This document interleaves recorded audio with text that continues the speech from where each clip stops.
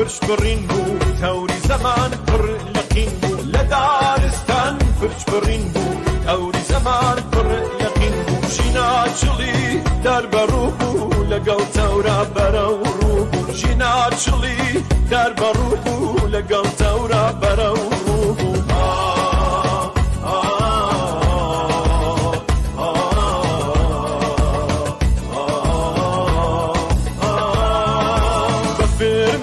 چاود شفولك وتاري الكشوركيتو دستي قلان داقري جيهان يكينوس هنا وتاسار في فرشت بو بمشقال لدايك ويلاني رقيب في روزي قل قيشتا دماوند لسركلي شاخو جياني اشتماني سخيكي خو رويداد لكردستان روحي فقوليتوي بربو هلو كانم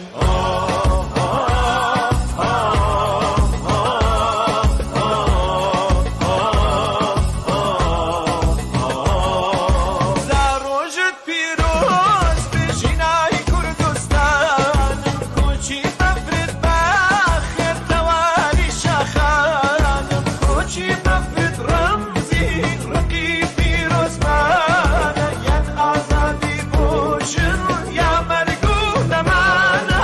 يا مرقون مانا جن جيان آزادي جن جيان آزادي جن جيان آزادي جن جيان آزادي جن جيان آزادي جن جيان آزادي جن جيان آزادي جن جيان آزادي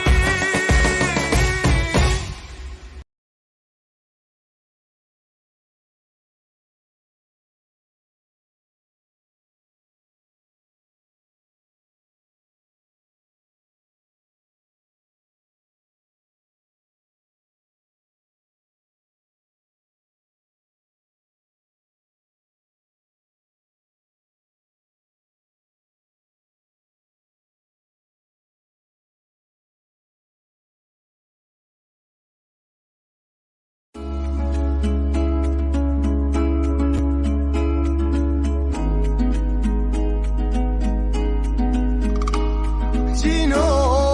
شهيدي أمجارة لغربتي بوارا بپرچی رود هواری کرد نای مجید داری صدارا جينو بەڵێ داوای لێبوردن دەکەین هاوڕێیان و تاقفەرمان پێیان ڕاگەاندم کە دەنگم نییە سڵاوتان لەبێت بینەرانی خۆشەویستی تەلەڤیزیۆنی کۆمەڵە ئەمڕۆ پێنجشەممە 29 مانگی ڕەزبەری 1401 هەتاویە 35مین ڕۆژ لە خۆپیشاندان و ناڕەزایەتیەکان لە ئێران تێپەڕ بووە ئێمە هەموو شەوێ ڕاستەوخۆ لە خزمەتانداین بۆ ڕۆماڵکردنی راپۆرت و هەواڵەکان سەبارەت بە خۆپیشاندان و ناڕەزایەتی لە کوردستان و لە ئێران بە گشتی پێشەوەی کە من بچینە سەر بابەتی بەرنامەکەمان هاوڕێیانمان لە ئۆتاقی فەرمان پامێکیان پێداوم کە ڕایانگەاندوو کە ئاگادار کراوێنێتەوە بە داخێکی زۆر گرانەوە کە ڕۆژی چوارشەممە 27 خەزەڵوەری ساڵی 1401 هاوڕێی ئازیز کاک عەبدوڵڵا موختەدەمیان ناسراو بە خاڵۆ ئەدێ برای هاوڕێی گیانبەختکردووی کۆمەڵە خەلیل موقەدەمیە کۆچی دوایی کرد ئێمە لە تەلەڤیزیۆنی کۆمەڵەوە پڕ بەدڵ سەرخۆشی لە بنەماڵەی بەڕێزیان دەکەین یادی ئازیزی بەرز و بەڕێز بێت و ڕێگای پڕێ بووە هەر وەک ئاگادارن بزوتنەوەی بەرین و بەربڵاوی خەڵکی ئێران کە نیشانەی ئەوەیە کۆمەڵگای ئێران چۆتە نێو دەورەیەکی شۆڕشگەڕانەوە ترس و ئاڵۆزیەکی سەیری لە نێو کاربەدەستانی ورد و درشتی حکوومەتی ئیسلامیدا بەدیهێناوە لە خامنەی و بیگرە تا فەرماندە نظامی و سوپاییەکان لا نێونەرانی خۆفرۆشی مەجلسەوە تا مەلا دمشڕەکان هەرچی جنێ و تۆهمەت درۆ کە هەیانە بە ناڕازیانی ئەڵەن ئەوان لیستێکی دوور و درێژیان لە سەبەبکارانی ناڕزایەتیە میلیۆنەکان دروست کردووە تا کچان و کوڕانی 15 ساڵ ژنان بە تایبەت خانە نشینکراوان کرێکاران خەڵکی کوردستان کەمینە نەتەوەیی و مەسەویەکان هونەرمەندان و وەرزشکاران و نووسەران و ڕۆژنامەنووسانیشی پێ تۆمەتبار دەکەن جا سیر ئەوەیە کە بەزەینی نەخۆشی خۆشیان دەزانن کە ئەم تۆمەتانە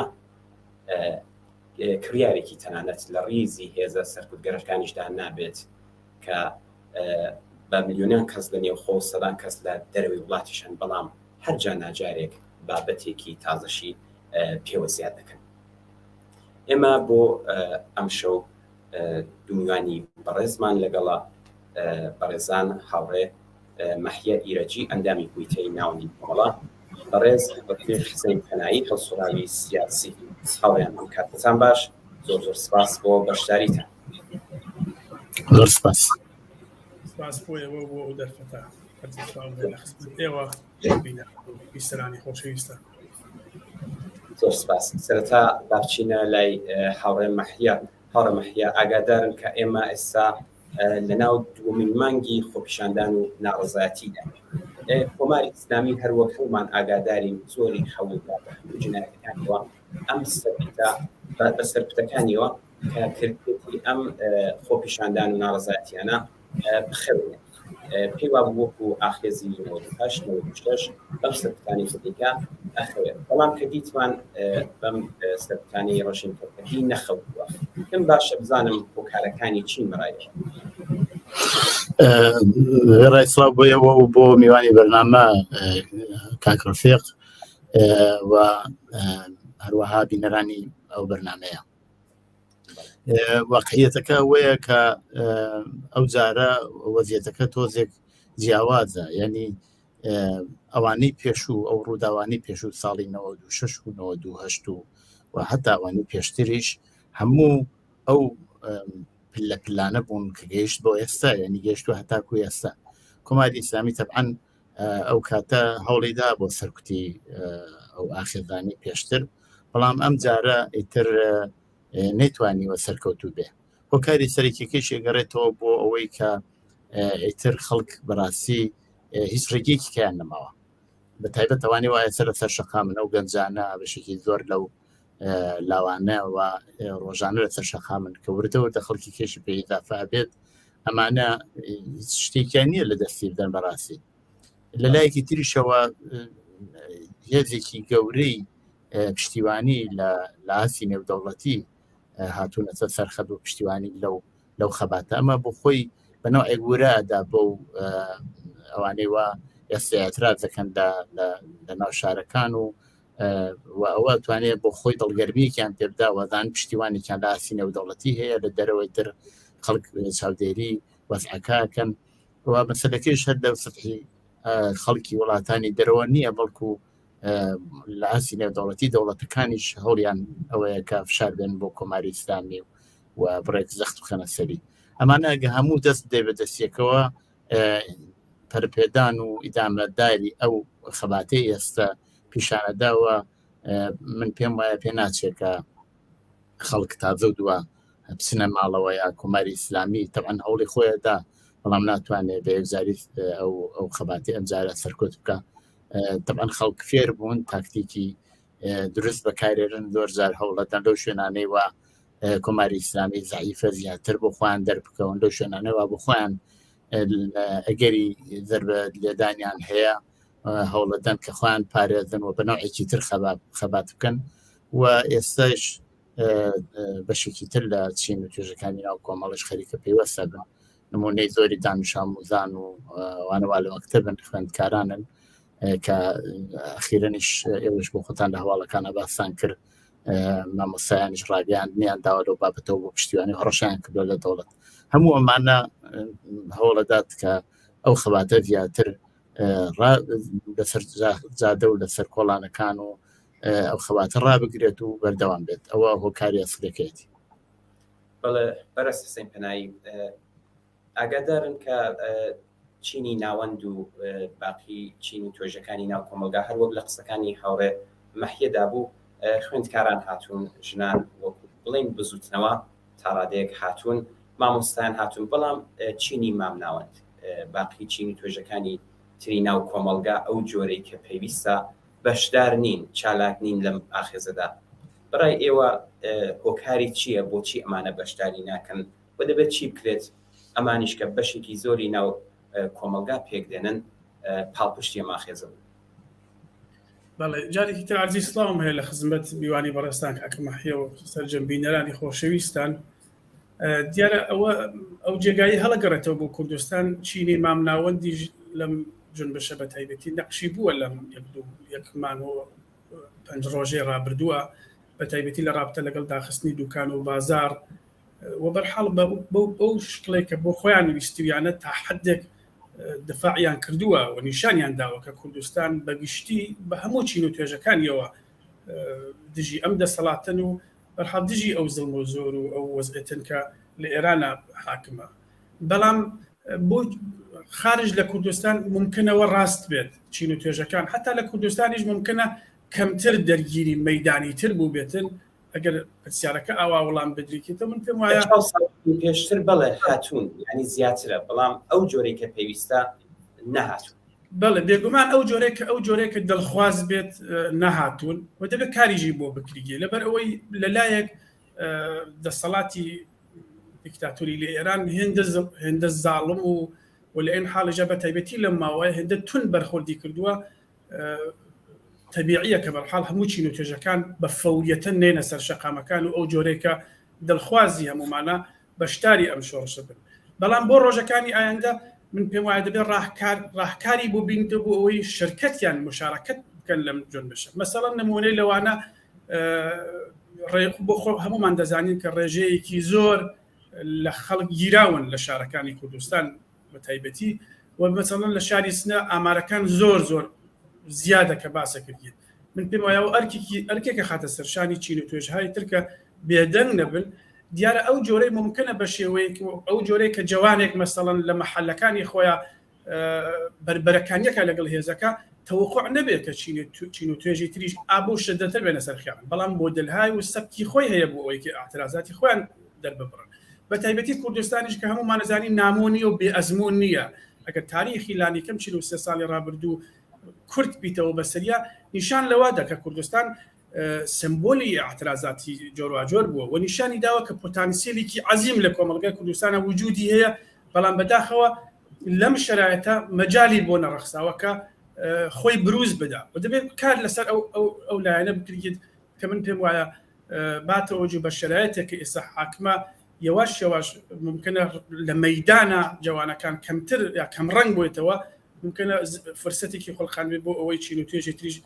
پێ و پەیوەست بن و خۆیان نیشان بدن و دەبێت کاریژی لەسەر بکرێت کە کاک مەحیر باسی کرد مەسەڵەن لەسەر معلمین چینی خوێندکاران ئەوانە کە بەرحاڵ لەو کۆمەلگا نەخشیان بووە بە تایبەتی خوێندکاران لە ڕۆژی یەکەمەوە لە اعتصاباتە شرکەتیان بووە لە ناڕەزایەتی سەر شەقامە لە نەڕۆشتن بۆ سەر کلاسەکان و حتا محەسڵین ممکن جگە لە زانکۆکان محەسڵینی دەبیرستانەکان و هەتا دەبستانەکانی شرکەتیان کردووە بەڵام ئەوە کافی نییە من پێم وایە بەش بە حاڵی خۆم پێم وایە کۆمەلگای کوردستان دەبێت بە هەموو چین و توێژەکەەوە شرکت بکەن لێنە و تەوەقعیش نییە هەموو کەسێک بە ئەندازەی بە یەک ئەندازە شرکت بکەن هەر کەسێک هەرچیک لە توانە هەیە دەبێت شرکت کات و بە تایبەتی ئەگەر چین و توێژێکی مامناوەند کە بە قسەکەی خۆت ئەگەر چین و توێژێکی دیکە پەیوەست بن بەمە هەزینە کەمەکاتەوە یعنی بەرگریەکە لەو ڕێژە کە کۆماری ئیسلامی بە تایبەتی ڕۆژانە لەی بگیر و ببند و بکوژ و ئەوانە من بۆیە من عرضم کرد باتەوەجو بە ئەزمموی کوردستان ڕۆژەکانی ئایندا دەبێت کوردستان بەرە ئەو مەسیرە بڕوات هەر ئێستا بەیانی فراخانێک دراوە کە هەمومان دەزانین بە ڕۆژی شەمە ممکنە زۆرتر ڕوو بە دەرەوەی وڵات بێت بەڵام ئەو جێگایەک هەڵەکەڕێتە بۆ کوردستان دەبێت خۆی نیشان بدات هەروەک چۆن پێش قەدەمی ئەم جنبشە بووە لە سەرتاوە وم پێم وایە ڕۆژەکانی ئایندا دەبێت ئامادەگی زیاتر و بە چین و توێژهای ترەوە خاوەنداری لە شۆڕشە بکات و هەرزە ئەندام بکە بە قەڵ معروفێژێت بە تایبەتی لە بیرمان نەچێت 5 ڕۆژی تر شلەی ماتەمینی ژینایە هەرچەنەوە عۆرفێکی کۆمەڵایەتیە خانەوادەکان شرکەتەکەن لەسەر قەبران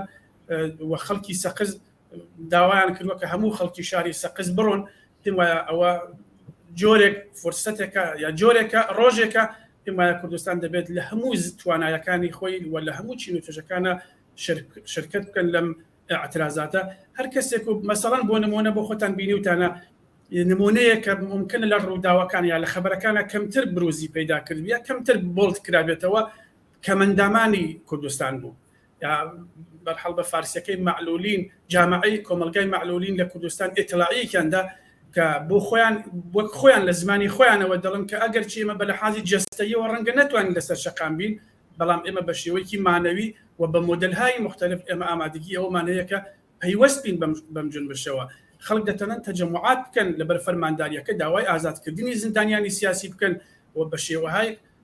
بە شێوەهایەکی مەدەنی من پێم وایە وە نافەرمانی های مەدەنی من پێم وایە کوردستان دەبێت بەرەو ئەو سەمتە بڕوات و ئەگەر نەکراوە یا کەم کراوە تا ئێستا ڕۆژەکانی ئایندە دەبێت کوردستان بەگشتی بەرەو ئەو جەهەتە بڕەوە. بەڵێ هاوڕە مەحیا خۆشتان ئاگادارن ژمارەی ئەو شارانەی کە خۆپیشاندران لەسەر شەقامەکانن چەند ڕۆژێکە کەمی کردووە.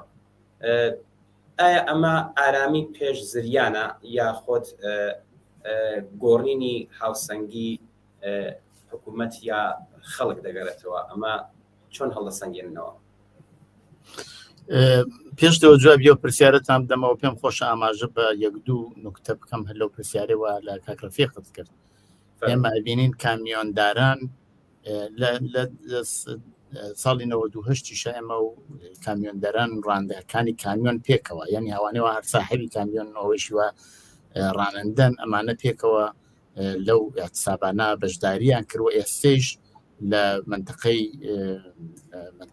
نەوتی ئەوانەوە کاری گواستنەوەی نەوت و شتیواکەن پەیوەست بوون بۆ اعتسابە. نوکتەیە کە لەیرا جێگەی سەرنجە ئەویشەوەیە کە ئەم بەشی مامناوەندیە لەگەڵ ئەو خەڵکی تروا لەسەر شەقامان فەرقەکەیانەوەی هەمان شتێکیان هەیە لە دەستی بدەن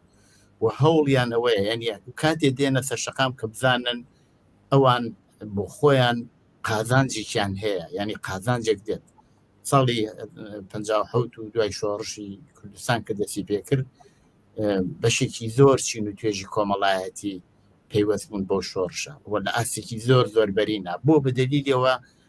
هەموو کەس پێی وا بوو بە بەشداری لەو شۆڕشە قازانجەکات و ئەوە بۆ خۆی مەسلەیەکە کە ئەبێ ئێمە ڕێگەیە پیشان بدەین کە خەڵک ئومیدوار بن بەوەی کە بەشدار بن. مەسەڵەن بۆ نمونە هەر لە ئەو اعتسابانە پێت وایە چێ کراوە کە ئێمە ئەگەر فۆقی بچین 2 دانە 3 دانە کارگای سەنعەتی پیشان بدەین کە بەسراوە بەڵام ئەوەی وا زیاتر بەرچاوە دوکان و بازاریش خەڵکی مامناوەندین. بۆیە من پێم وایە کە ئەمانە بەشدارە بن بەڵام شێوەی بەشداربوونەکەیان فەرقی هەیە. لەسەر ئەو پرسیارەی و ئێستا ئێوە کردان من پێم وان نییە مەسەلەکە بەو حەدەی وا ئەڵێن کەم بووێتەوە. مەسەلەکە ئەوەیە بەشێکی ئەوەیە کە ئینتەرنێت لە بەشێکی زۆر لە ئێرانە ئەپسراوە یا زعیفە و گواستنەوەی هەواڵەکان بۆ ئەندازێ نییەوە هەیە. کۆماری ئیسلامی لە ڕێگەی تکنیکیەوە بۆ جۆرەیەکەوە وازان بەشێک لە ئەو تەلەفۆنە دەستیەکان نەوعێک چیپێکی تایە کە من لە هەواڵەکان نادی من نازانم سنە ڕاستەیە ڕاست نییە بەڵام ئەمە مەسەلەن ئەتوانن بزانن چێ چۆن هەواڵە نێرێت و بەشێک لە هەڵسوڕاوان لەو شێوەوە کۆنتترۆل بکەن ئەمەش ڕێگەیەکێتی بۆیە بەشێک بەڕاستی نیگەرانن لەوەی کە بەناردنی هەواڵ بەناردنی فیلم بەناردنی ئەترازات شاید کەشف بن و ئەوە بۆ خۆی دیسان خودی هەواڵەکان ناگوازرێتەوە ئێنا ئەترازات لە ئاسێکی بەرینا هەیە. مەسەلەیەکی تریشەوەی خەڵکەکە هەروەکو لە قسەکانی پێشوو ئاماژەم پێکرد خەڵکەکە فێری ئەو تاکتیکە بوون کە لە بۆ شێوە نیان لە مەدانە گەورەکانی شارابیان ئاعترازێکی گەورە ڕێبخەن کە هێزە سەرکوتکەرەکان لە شوێنێکی متەمەرکزە لەوێ دەوریان بدەن و سەرکوتیان بکەن بەڵکو لە کۆڵانەکان ئاڵانە ئێمە لە ڕاگەاندنی ئەوڕا بینین لە تەورێز و لە سنە لە سەقەت لە زۆرێک لە شارەکان خوێندکاران هەر لە ئێسەوە جوانان هەر لە ئێسەوە جوانانی مەحەلات پێیان نردوو بۆ بەیانی بچ شێوەیە بیکەن خۆ مەحەلات معنایەوە نیە لەگەڕێکێکە لە چەند شوێنی جیاوازە و هەموو ئەمانە من نیشانەدا کە ئەگەریش کەمن ئەگەر مەسەلەن لە کۆڵانێکا بیسی گەنجن یا خەڵکن کە دێن و اعتراض دەکەن لە شوێنێکی تر هەروایەوە ئەگەر ئەوە بنیوێ کۆ بنەزەری منە و اعتراضە بەرینەیە کە هەیە لە ئاسی سەراسەریە وەم پێم وایە لە حتا لە ئاسی سەراسەریشا خەڵکێکی زۆر دانیشتجووان مامۆستایان و ئەو تلایەی ئەخیرەوە هاتووە بۆ 3 ڕۆژ مەکتەبەکان قەولاق تعتیل بکرێت و خوێندکاران ناچنەوە سەر مەدرسەوە ئەو هەڕەشە کراوە هەموو ئەمانە پیشانەداوە هەروە بەشی پزیشکی بەشێک لە دەرمانی شەروە بۆ اعتراضاتان پێوەست بوون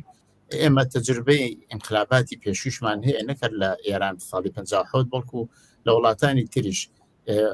ئێمە تۆزێک بە پلێن ئێژدەلەکەی وێ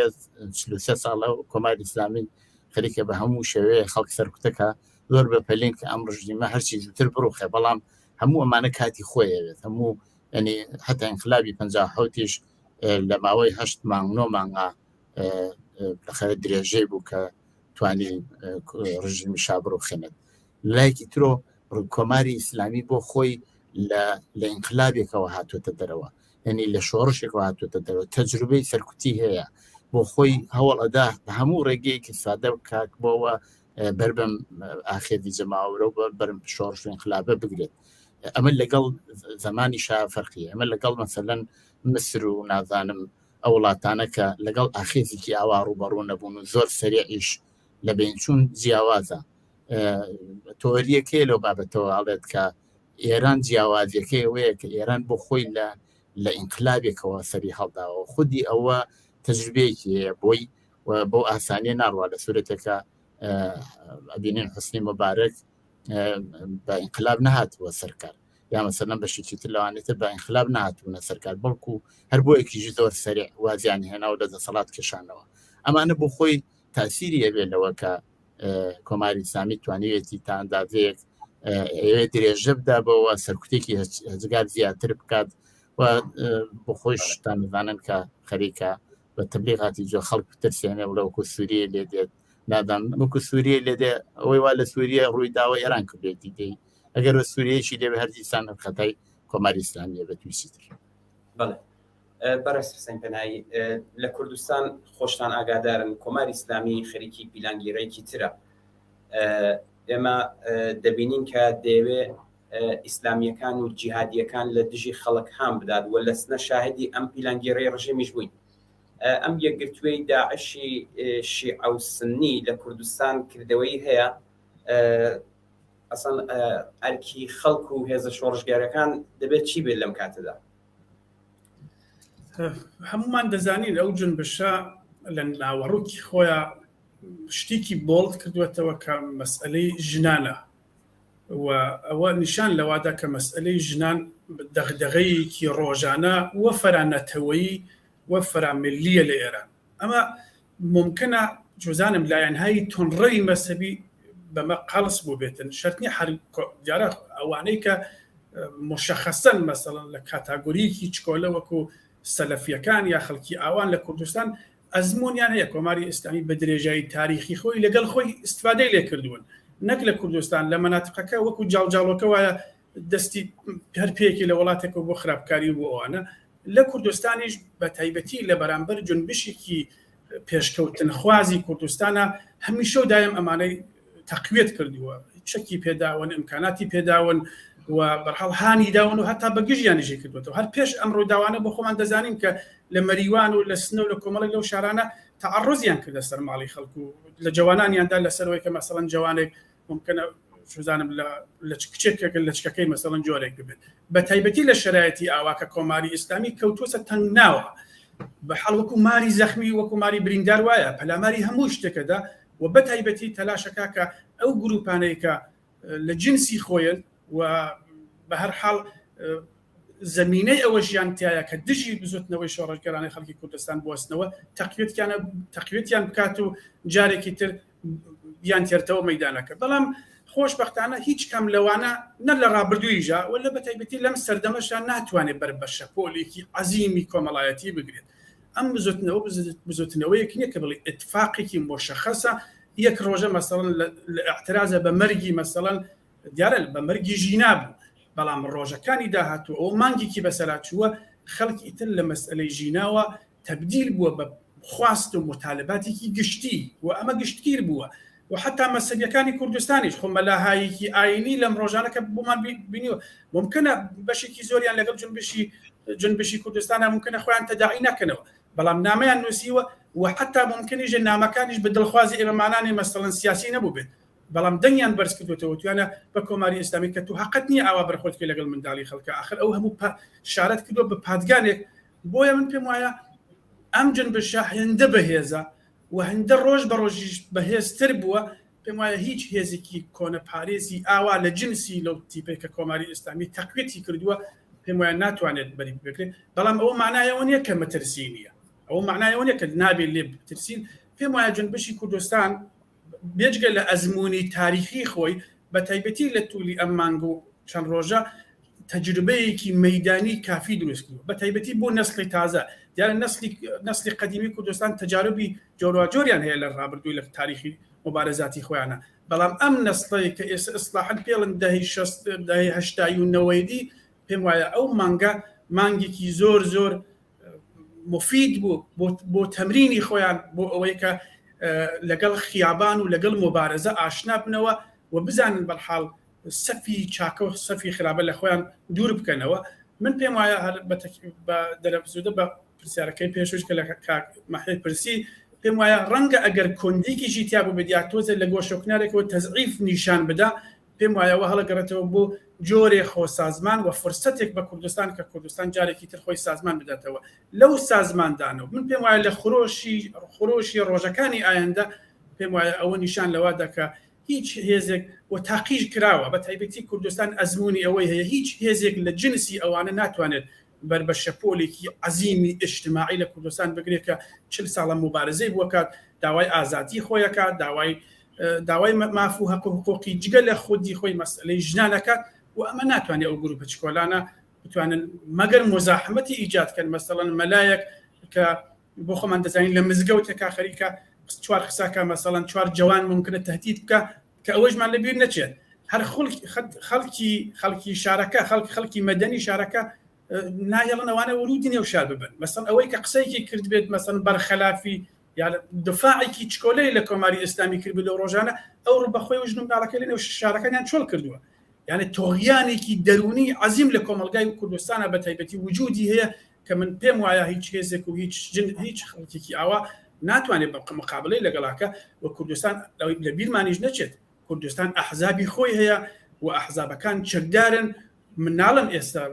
کاتی ئەوە یەکە ئێمە دەخالەتی مستەقیم بکەین، بەڵام ئەگەر هێزێک گروپێکی چکۆلێ ئاوا کە ببن بە داردەستی کۆماری ئیسلامی و ببن بە هەڕەشە بۆ سەر خەڵکۆ ببن بە بەشە لە سەرکوتی خەڵک، من پێم وایە کوردستان و ئەحزابی سیاسی ئیجازەی شتی ئەوە نادەن. بەڵێ هاوڕێم حیاگادارن وڵاتانی ڕۆژاوە گوشار و سزای زیاتریان خستۆتە سەر کۆماری ئیسلامی. ئایا بیر لەوە دەکەنەوە کە بەم کارە ئیمتیازی زیاتر وەرگرن لە جمهوری ئیسلامی یان ئەمە هەنگاوێکە بەرەوەی کە بیانەوێ حکوومەت بگۆڕن لە ئێراندا؟ ئەگەر دەکرێت ڕای خۆتمان بڵێ. مەسەلەی دەخاڵەتی هێزەکانی دەرەکی یاک و بڵێن ڕۆژاوە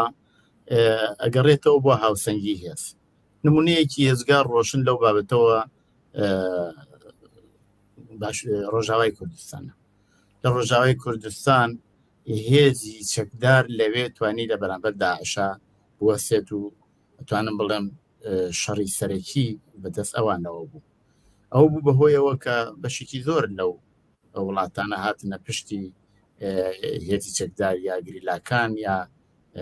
پێشمەرگەکانی باشوور وە لەوێ یارمەتیاندا. منەڵێ مەگەرەوە هاوسەنگی هێزە نەبووە امکانی نەبوو کارێکی بۆ سوورەتە بکەن. هاوسەنگی هێز بوو کە هەموو وڵاتەکان هاتن بۆ پشتیوانیکردن لە کۆبانەی. هەموو ئەمانە ئەگەڕێتەوە بۆ هاوسەنگی هێز. تەمان ئێمە ئەبێ بە هەر هەنگاوێک کە لە دەرەوەی لەلایەن وڵاتانی دەرەوە بێت تاندازەیەک ئەو دڵگەرمی بدا بە خەڵک ئەگەر حتا تحریمەکانیش لەباری کەمیەوە زۆر نەبن بەڵام لەباری سیاسی و تاسیرێکی هزگار زۆریە بێت ئەمە ئەتوانین لەباری سیاسی و زیاتر کۆماری ئیسلامی خاتە پراوێزەوە لە ئاسی نێودەوڵەتی زیاتر لەوەی وا بووە ڕسوا ببێت و لەسەری حساب نەکرێت و هەمووانە طبعا هەموو وڵاتێکی دەرەوەیش قازانجی هەیە و لە بەرژەوەندی خۆیەوە ئەڕوانێت خەڵکیشە لە بەرژەندەی خۆیان ئەڕوان ئێمەش لە بەرژەوەندی خۆمانەوە چاوی لێکەین بۆیە بەرژەوەندی ئەوان ئەتوانێت سەر و خوار بکە بەهۆی هاوسەنگی هێز لە ناو کۆمەلگا ئەگەر کۆمەلگا زیاتر بێتە پێشەوە ئەگەر کۆمەلگا سەرکەوتن بەدەست بێرێ ئەگەر وەزیەتێکی وابێت تازەی تر کۆماری ئیسلامی نەبێ بە وڵاتێ بۆ سەرمایە گوزاریکردنی ئەوان بۆ ئەوەی لەسەر ئەو وڵاتە زیاتر سەرمایە دابنن بۆ بتوان ئابووری خۆیان گەشە پێ بدەن نادام پشتی پێ بفرۆشتن ئەگەر ناسەقامگیری لە وڵاتە بێت ئەم پشتی ناگرن بەڵکو سەختیشی زیاتری بۆێنن بۆەوە هێزێکی تر بێتە سەرکار من پێم وانە ئەم جارە ئەوەی وا تا ئێستا چێتە پێشەوە من ناتوانین پیشبینی هەموو شتێک بکەین پێم وانە ئەم جارە دەوڵەتەکان بیانەوە ڕاستەوخۆ بۆ جۆرەوە لە سووریە و لە لیبی و لە بڕێک لە وڵاتەکان کردیان ڕاستەوخۆ وارد بن و بیان دەخاڵت بکەن چەند هۆکاری هەیە بەشێکەوەیە کە هێزی ئەرتەش کە زیاتر لە وڵاتانی وەکو مسر و تونسوانە ئەم هێزە زۆر سەر بە وڵاتانی ڕۆژاوا بوون و ئەگەر لە خوارەوە دەوڵەت ڕووخایە ئۆرگانەکانی تری دەوڵەت نەیتوانی مقاومت بکە بەڵام ئەو بەشە لە دەستگای دەوڵەتی زیاتر تحتی تاسیری وڵاتانی ڕۆژاوا بوون و توانیان مەسەلەن لە مسر ئەبینین کە ئەوە سیسی هاتە سەرکار و ماوەیەکی شار خەریکە حکوومەتەکە لە ئەرتەشەوە هاتوارد بوو لە ئێران ئەو وەزیەتە نییە لە ئێران هێزی سەرەکی نظامی بە دەست سوپای پاسدارانەوەیە و ئەرتەشیش تا ئەندازێت تێکەڵاوی ئەو بەشە بۆ لە ئاستی سەرەوەیان بۆیە نانەوێت لەم ڕێگەشەوە وارد بوون بۆیە من پێم وایە وەزیەتەکە تۆزێ جیاوازە لە خواریشەوە وەزیەتەکە وایە کە لە چاو وڵاتانی تر ئێران بەشی تۆندڕەوی ئیسلامی کە کۆمەلگا بەرەو وەزیەتێک بباکە ناسەقامگیری لە هەموو ناوچەکە دروستکە ئەوە نییە ئەو نمونانە وایەسە لە پرسیاری پێشوایەوە پرسیاسان لە کاکرۆفێخ کرد لە کوردستان پایەی نییە بەڕاستی هێزی ئیسلامی پایە نییە لە ئەو مدەتێشەوە ئاسایش و ئەمنیەت و لە ئەرزی ئەم 43 ساڵە هەموو ئیمکاناتێکی دەوڵەتی لە اختیاریان وەڵام نەیانتوانی ببن بە هیچ خەڵکی کوردستان لەو بابەتەوە هەم خەڵکی کوردستان بۆ بەنظرم حتا خەڵکی ئێرانیش خەڵکێکی سیاسین ئەحزابی سیاسین نفوزیان بووە دەوریان بووە و تاریخێکیان لە پشتەوەیە بۆیە زۆر ناتوانن ئەوانە ببن بە هەڕەشەیەک وەک وڵاتانش لەو بابەتەوە تا ئەندازەیەک ئەرخایەنن کە هێزێکی تۆندڕە و کە وەزیەتەکە بشێوێنەوەکو لیبی لێ بکات کە کۆنتڕۆل لە دەستیان بچێتە دەرەوە یا وەکو سووریە لێ بکات کە کۆنتڕۆل بچێتە دەرەوە ئەوە لە ئێرانان نییە بۆیە من پێم وانە فعلەن چاوەڕوانەکەم زانن چی لێ دێت زان بچ شێوێکە چێ من پێم وایە خۆشیان لەسەر ئەو باوەڕن کە ئەگەر دەخاڵت بکەن وەزەکە خراپترە بێت وەزئی ئێرانیش خراپ بێ و ئێران لە موقعیتێکی سەوخجێشی لە باری ئابووریەوە لە باری نظامیەوە لە زۆر بابەتەکەەوە قراری گرتووە وەزیەتێکی حساسی هەیە دەستێوەردانی زۆر ئاسان نییە و ئومێدەوەیە کە خەڵک بۆ خۆیان دەسەڵات بەدەستەوە بگرن بتوانن خۆیان وەها نیشان بدەن کە حتا وڵاتانی دەرەوەیش باوەڕ بۆ بکەن ئەم بەشە لە جیهان ئەتوانێ ئاسایش و ئەمنیەت بێنێت و ئەو بۆ خۆی ئەتوانێت نقطە ئومیدێک بێ بۆەوە گە وڵاتانیش لەدا هاتووە کۆماری ئیسلامی نەهات ڕووخا بتوانن مەسەلەن ڕابطەیەکی زۆر احتیاطی و عادی لەگەڵا بەرقەرارکەن بخۆی ئەمانە هەموو ئەو خاڵانەیە کە ئینسان دەتوانێت پێشبینی بکات. بەڵێ بەڕێز حسین پێنایی بەکرێ گیراوانی خۆجێی و سیخۆرەکان لە ماوەیەدا ئێمە هەمومان ئاگادارین وە لە ڤیددیۆکاندا لە هەواڵەکاندا دەبینین کە ڕۆڵێکی زۆر بەرچاو دەگێڕن بەداخەوە ئەرکی خەڵک یا بڵێن ئەرکی خۆپیشاندران لە بەردەم ئەم بەکرێ گیراوانە یان ئەم سیخۆرانی ڕژیم چییە؟ دەبێت چی بکەن کە ئاوا دەستیان ئاوەڵە نەبێەوە ئا بەڕاحەتی دەست بەسەر خەڵکدا بگرن یا بیانێ برینداریان کەن؟ ڕایەوە ئەرکیوان چییە؟ خۆی پەدیدەی بەکرێگیراوی بە تایبەتی لە کوردستان شتێکی نامۆ تازە نییە کە بڵێم ئەو ڕۆژانە سەری هەڵدا ئەو خەڵکی کوردستانیش بە مەقولەی ئاوا زۆر ئاشنا. دیارە پێم وایە ئەوانەی کە هاوکاری ڕژیمن، ئەوانەی کە بەرحاڵ لەگەڵ ئەم حکوومەتە هاوکاریان کردووە دووسێ بەشن. بەشێکیانەوەیە کە چێهرەهایەکی کە دیارن لە کوردستانە دەستیان بە ڕۆڵەی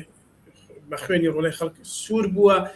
ستاڵهای ساڵە شەریکن لە جەنایەتکار و لە جەنایەت و لە قەتڵ ئامێکە لە کوردستانە ئەم ڕژیمە کردووە. ممکنە خەڵکێکیشی تیا بێت جوان بێت بەرحەڵ بە هەر دەلایلێک لەبەر فەقیری و هەژاری لەگەڵ ئەم دەوڵەتە کەوت بێت. ئەوانە مختلفن. من پێم وایە ئەو بەشانەیە کە هاوکاری ئەو نظامە بوون ئەوان زیاتر لە مسی ڕوخانی ئەو کۆمەڵ ئەو دەوڵەتاکەن، لەبەر ئەوەی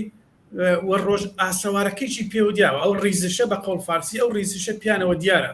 یەوا شێوەژلیان هەڵەوەرێ بەرحاڵ ئەوانەی کچ و منداڵیان هەیە، ئەوانەی کە خۆفرۆشن یا بەرحاڵ داردەستی ئەم حکوومەتە بوون 40 ساڵە منداڵیان هەیە، منداڵەکانیان لەنێو ئەو جامعەن بۆ خۆیان لەمسی وەزعی خەڵکی ژیانی خەڵکەکەنوانە. بۆیە حتا ئەو جێگای کە ممکن بێتە بێ خەڵک تەشویقیان کەن کە دەست مەکەنەوە، ئەگەر یانی خۆتان و ئایندەی منداڵەکانتان بۆ مهمە وا مەکەن، مەبن بە شەریکی جرمی زیاتری ئەم کۆماری ئیسلامیە و ئەم حکوومەتە دەڕوات بە هەر حاڵ ئەمڕۆ نەبێت بەیانی نەبێت بەبێ ئەم حکوومەتە هەر دەڕوات و ئەوانن دەبێت ڕۆژەکانی ئەم ڕۆژانێکە ممکنە بتوانن ڕابردوی خۆیان پاک بکەنەوە، پەیوەست بنەوە بە خەڵک و چتفانکانیان ڕوو بە خەڵک نەکێشن. بەڵام بە هەر حاڵ حقیقەتیژی ئەوەیە کە بەشێکیان وایان نەکردووە لە کۆمەڵێک بەناتقە بە ئاشکرا تعدایان لە خەڵک کردووە، ڕاستەوخۆ نەخشیان بووە لە سەرکوتی خەڵک و بەعزانیش خەڵک جوابی داواتەوە. ئەو جێگای کە لە مەیدانە دەسەکاتەوە حقیقەتەن من و تۆ ناتوانین تعینیکین بڵین شێوەی بەرخوردی تۆ لەو لەحزە بۆ جوانێکی ئاگرین کە پڕ لە تینە تۆ ناتوانانی تعینیکەی چێ بێت. ممکنە واکوونەشەکەی توندوتیش بێت کە حەقی خۆشیەتی، یعنی حەقی دفاعی مەشروعی ئەو کۆمەلگا مافێکی قانونی و بین المللیە کە لە هەموو دنیا سەلمێنراوە. خەڵک کۆماری ئیسلامی یەک مانگە لە تریبونەکانی خۆیەوە هاوارەکە کە ئەوە من ئەندامانی ئەحزاب بگرتووە، ئەوانە تفەنگیان پێ، ئەوانە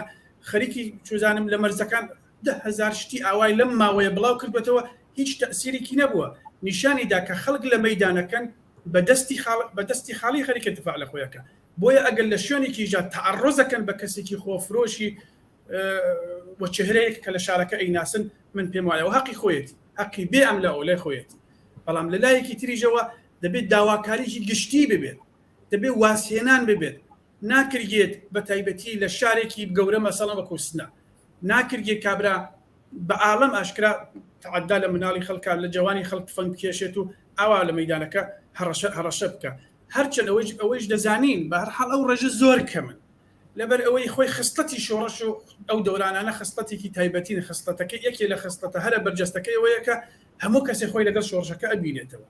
دەزانێت کە ئەم حکوومەتە شکاوە، ئەم حکوومەتە ڕووخاوە وەک تەنها شتێک کە ماوێتی تفانکەیەتی غیرەوە نە مەشروعیەتی ماوە نە مەحبوبیەتی ماوە و حتا بەدەنەی خودی نظام کە خۆی خەڵکی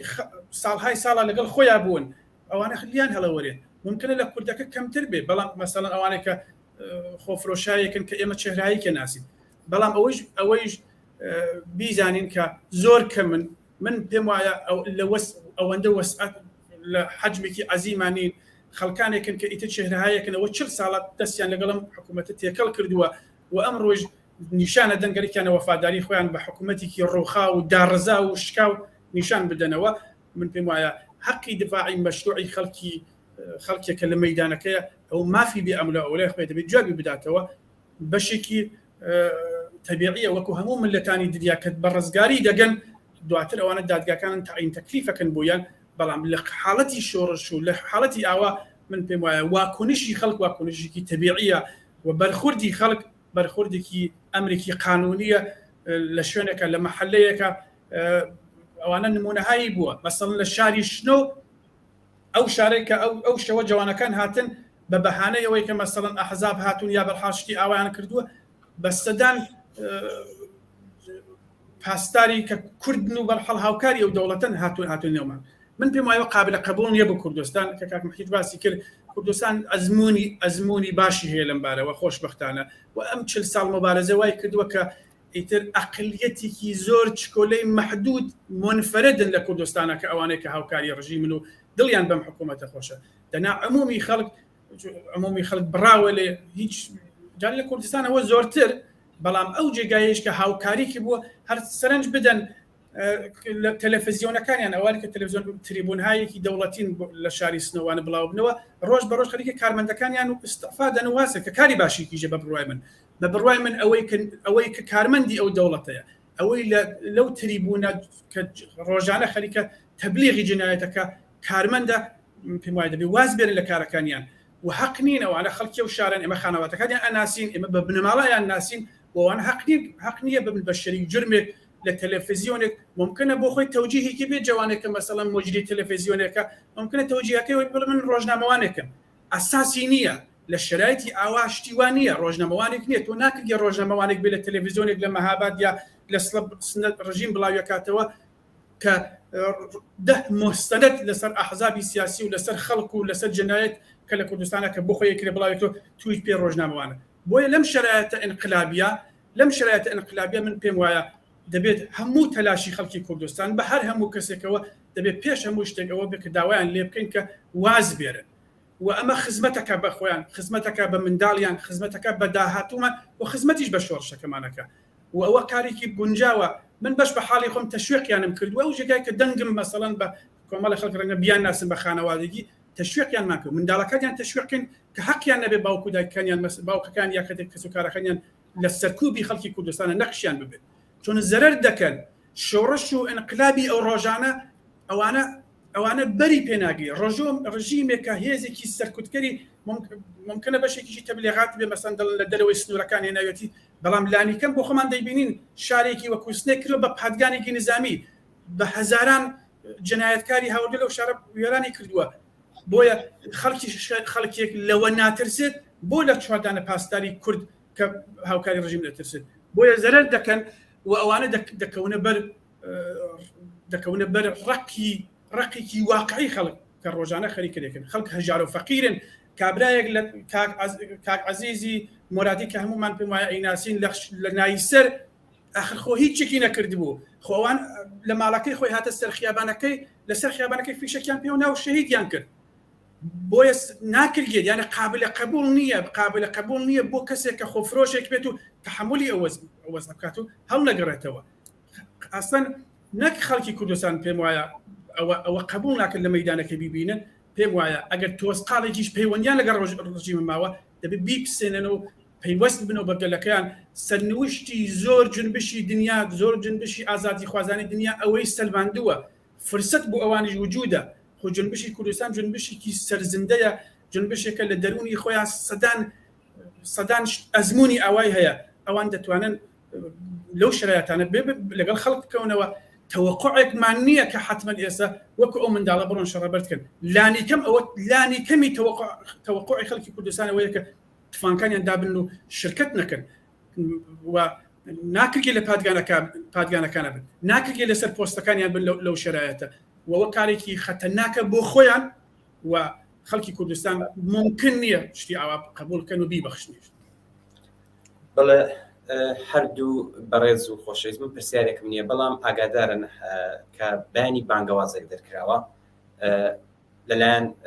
گەڕاکەکان و هەڵسوڕاوانی مەدەنی و بەتایبەت شوڕای هاوانگی سنفی معلمانی ئێران کە سبێنێ بانگەوازی مانگرتنە ئەم بانگەوازە لە دەرەوەی وڵاتیش بووە هەردوو بەڕێز پێشدا دەچینە لای کاک مەحیە لەسەر ئەمەی بەیانی لەسەر ئەم بانگەوازە ئەگەر قسەتان هەیە بێمەش بڵێنەوە بانگەوازە لە دەرەوەی وڵات تالان دەنگدانەوەی چۆن بوو دەنگدانەوەی زۆر بووە تەبعاً وە لە دەرەوەی وڵاتیش بووە ئەمە کارێکی زۆر جددی ئێستا لە ئارایە لە ئاڵمان لە شاری بەرلین زۆر پێشتر تقریبا دەتوانم بڵێم زیاتر لە هەفتەیەکە بۆ ئەم کۆبوونەوە یا بۆ ئەم ڕۆژە کاری بۆ کراوە و خەڵکێکی هێزگار زۆر تقریبا نتوانم بڵێم لە ئاسیەوەی وا لە تورنتۆی کانادایە خەڵک بەشدارە بن لەو ناڕزایەتیە بۆ وڵاتی ئالمانیان کردووە بۆ ئەوەی لەم دەورەدا وڵاتی ئالمان لە پارلمانی ئوروپا ئەوانن کە ڕئیسی ئەو دەورێن و تاسیری هەیە لەسەر ئەوەی کە چۆن لەسەر خودی پارلمانی ئوروپاش هەڵسوکەوتکە لەگەڵ ئەو مەسەلەی وا لە ئێراندا لە ئارادایە لە هەمان کاتدا لە بڕێک لە وڵاتانی تریش من ئەوەندا ئاگدار بم لە وڵاتی سوێد لە فینلاند لە نۆروێژ لە دانمارک هاوکات لە کانادا هاوکات ڕۆژی 22 کە بێ بە مانگی بڕێن زاینی فراخان دراوە بۆ ئەنواوە قسامی شێوە لە ئاعتراض و ناڕەزایەتی کە شتێکی زۆر گرنگ و جالب ئەوەیە کە بەشێکی زۆر لە بەڕێوەبەرانی یان ئەوانەی وا لەسەرەوەی ئەم کاران ئەو جەمعەنوە بخوایان بە ناوی نەسڵی دووەم ئەناسێنن معنای مناڵەکانی ئێمەیە کە باوکو دایکیان بە نوعێک سەری بە مەسایلی سیاسیەوە هەیە بە دەلیلی شرایطێک لە ئێران مەجبور بۆ کۆچ بکە ئەم مناڵانە ئێستا ئەو ئەرکیان گرتووە سەرستە و خەریکن بەڕێوە بن و زۆریش کاری چاکی بۆکەن ئەمانە لە وڵاتانە لەدایک بوون قوانینی ئەم وڵاتە زانن ئەوە زیاتیان لە چونکی لەناو بنەماڵەهایەک بوون دەرکیان کردووە و نفوزیشیان هەیە هەر کامێکیان موقعیت‌های جۆراجۆری کۆمەڵایەتیان هەیە دەرسیان خوێندووە سوزانم مەهندسن دکتۆرن یا کاری زۆر باش و موقعیتی زۆر باشیان هەیە بڕێکیان هەتا لە پارلمانەکانە جێگە و پێگیان هەیە و ئەمانە توانن تەسیرێکی ێزگار زۆریان بێ بۆەوە خەڵکی ئەو وڵاتانش بەخۆیانەوە وەسڵکەن منزورم خەڵکی ئەو وڵاتانەی و وڵاتانی ئوروپایی یا وڵاتانی ئەمریکا و کانەداوە و بخۆیان وەسڵکەنەوە ڕای گشتی بەرەو ئەم وەزیەتە بکێشن ئەمە وەزیەتێکێ کە لە دەرەوەی وڵات هاوکات بۆ جۆرەوەش ئاماژەتان پێکرد لە ناویشەوە حساب ڕاگەیاندراوە بەشێکی زۆر لە جوانان لە تەبرێز من ئەوڕۆ بینیم کە ڕایانگەاندووە کە بەیان بێت مەناتکی جۆرا زۆر بۆ پشتیوانی لەوە دێنە سەرخەت و ئەوانی شەرعی ئاعتراض دەکەن ئەوە ئەو شتەیەکە من ئاگدارم و پێشم وایە هەلەی ڕۆ داواکەم لە هەموو خەڵکی کوردستان و ئەگەر دەنگمان بگات بە خەڵکی ئێرانیش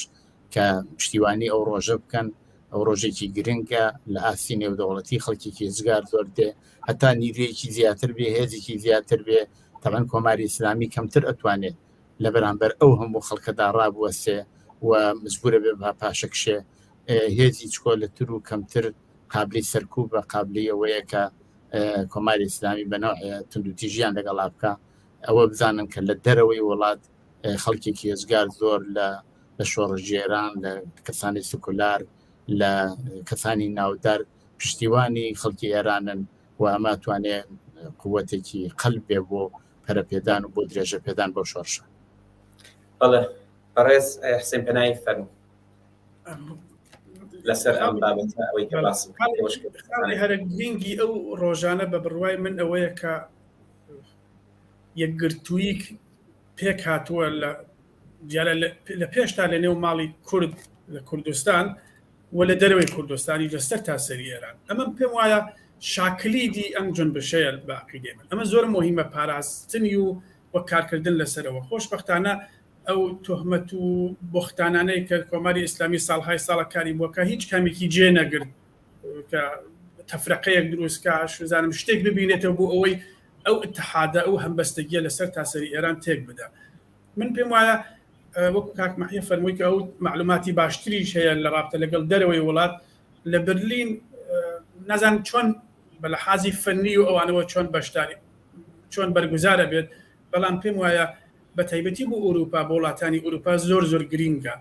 وەکو کاک مەحیە فەرمووی بۆ نەسڵی تازەی ئوروپایی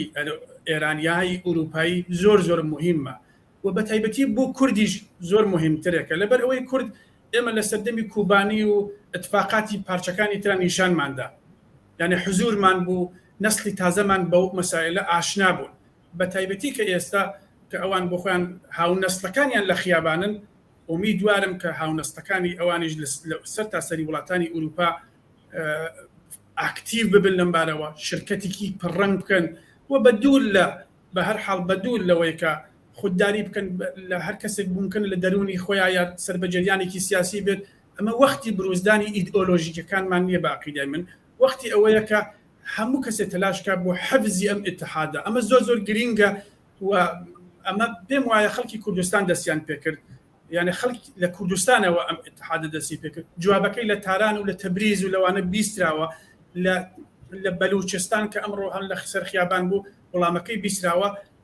ئەرکی لەسەر شانی سیاسیون ئەحزابی سیاسی و بەتایبەتی ئەوانە لە دەرەوەی وڵاتنەوەیە کە لەمە حفاظت لەمە بکەن ئەنێ مهمە کە ئێمە دەرکی واقعی ئێران و کوردستان بکەین کە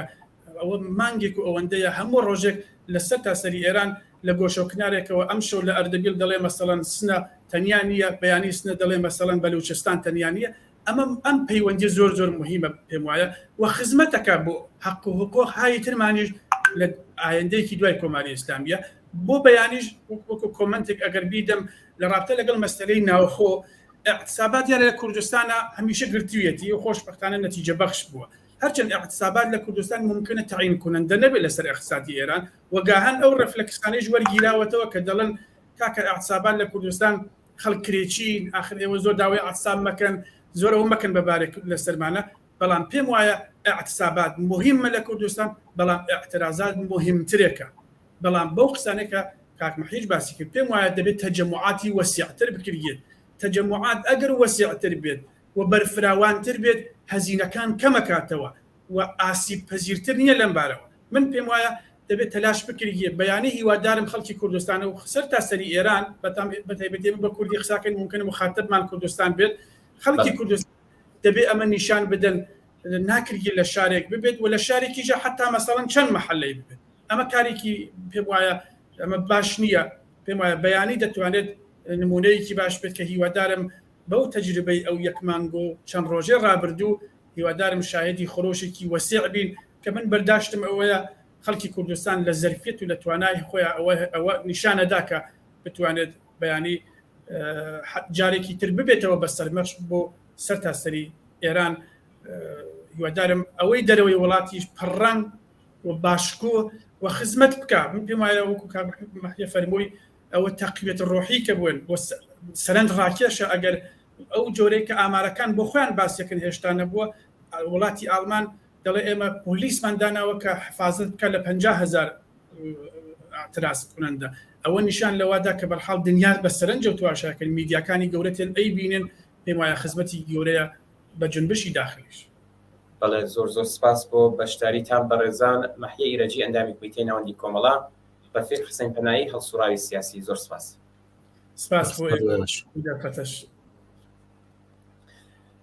بەڵێ بینەرانی عزیز میوانی دیکەشمان لەسەر هێڵ هەیە ڤیدیۆیەکی کورت ببینن دێنەوە خزمەتان دەچینەوە لای میوانی بەڕێز لەسەر بابەتێکی دیکە ئەم شەو و توێژێکمان دەبێت لەگە تۆمای خوشی بمێرم بەرهەمەیدان برای دەلێرم لەگە تۆمای خوشی بمێرم بەرهەمەیدان برای دەلێرم بەتی ڕۆشان و خەبات وەرە ڕزگارکەی وڵات گەردەگا بە ئاواتی ژن ژیان ئازادی لەگە تۆمای خوشی بمێرم بەرهەمەیدان برای دەلێرم لەگە تۆمای خوشی بمێرم بەرهەمەیدان برای دەلێرم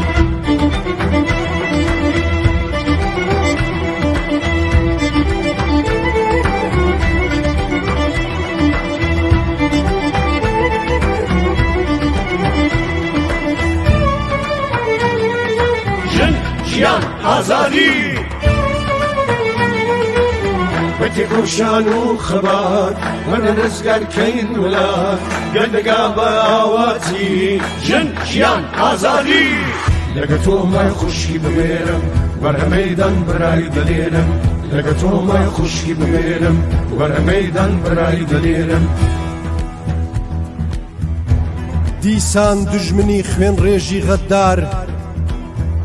کەوتە نێو لاوان هەر وەک گورگی هار دڕەندەی بەدخوو جەلادی سەرشێت بۆ خوێن ڕشتنی ملت کەوتە کار دیسان ڕەنگین بوو چنگی گڵاوی بە خوێنی پاکی خەڵکی لادێ و شار دوژمن بزانە تۆڵەی هاوڕێیان ئەستێنمەوە من یەک بە هەزار گەرچی ڕەشپۆشم بۆ هاوڕێ بەڵێ بینەرانی ئازیز دوێنێ شەو ئاگادار بوون کە ڕەزا پەهلەوی بە هاوکاری چەند میدیایەکی سەرەکی فارس کۆنگرێکی ڕۆژنامەوانی ساز کرد لەوێدا ڕەزا پەهلەوی باسی لە دەوڵەتی کاتی کرد لێ قسە و باسێکی پێشکەش بە بەشداربووان کرد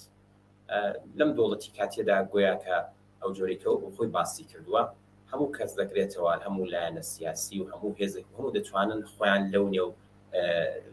پێدا ببینەوە ئێمە بە خاتریەوەی کە ئێمە سبارەت بەم باسە زیاتر قسە بکەین و تاوتۆی بکەین هەر ئێستا لەسەر هێڵ کاک محەممەد خاکی عزیز هەواڵنێر لەگەڵماندایە کاک محەممەد ئەم کاتت باش زۆر زۆر سپاس بۆی کە بەشدار بوو سڵاتان ئەرز دەکەم کاکە میدیا مانوونە بن من هەواڵنێر نیم کاری ڕۆژنامەوانی و میدیاکار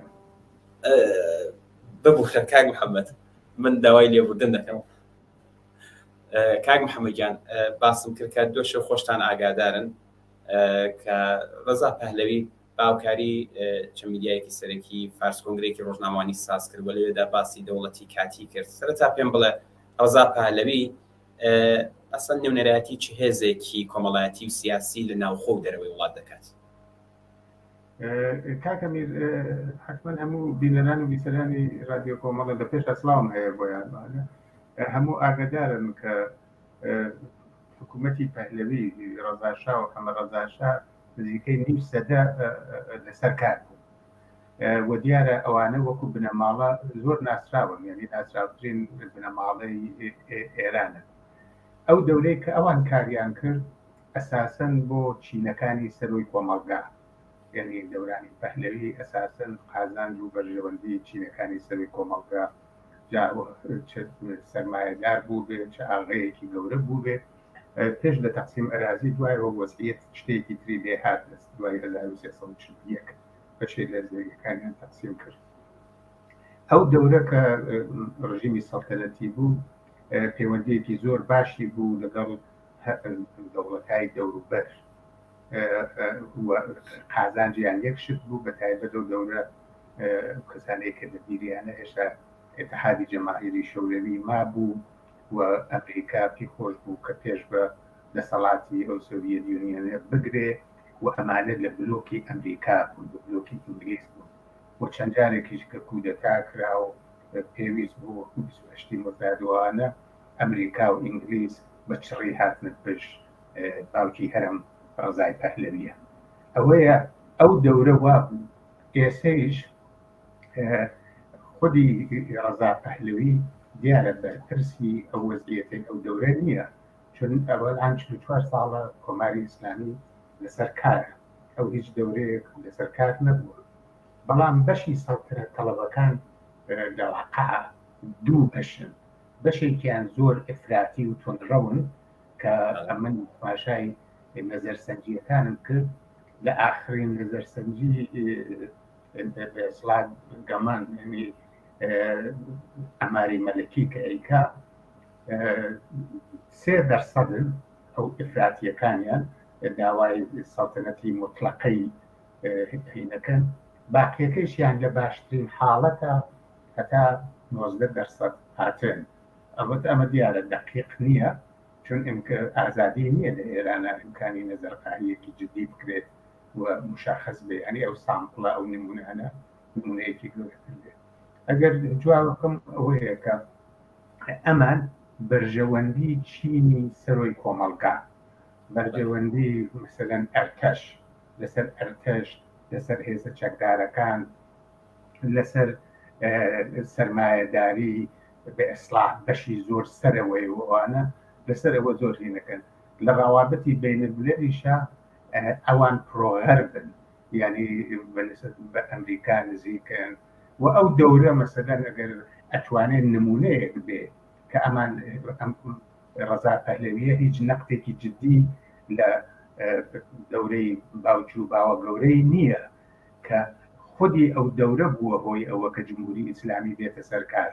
ئەو فەسادەی کە لە دەربارە بوو ئەو جەنایەتانەی کە ساواک کردی بۆ هۆی ئەوە کە کۆماری ئیسلامی هاتە سەرکار ئەوە لەلایەکەوە لەلایەکی ترەوە کاک ئەمیر ئەو دەورە